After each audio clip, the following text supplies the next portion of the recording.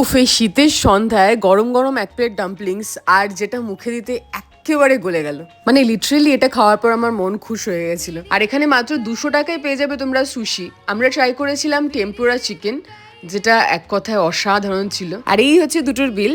বুঝতেই পারছো এটা একেবারেই কোনো প্রমোশন নয়। ডাম্পলিংসটা খাওয়ার পর আমি লোভ সামলাতে না পেরে আরেকটা প্যাকিং করে বাড়ি নিয়ে এসেছিলাম। আর এখানে ডিমসাম আর সুশি ছাড়াও তোমরা পেয়ে যাবে রাইস, নুডলস, মোমো, ডেজার্ট, বিভিন্ন রকমের আইটেম। আর লোকেশন জানতে হলে কমেন্ট করো লোকেশন।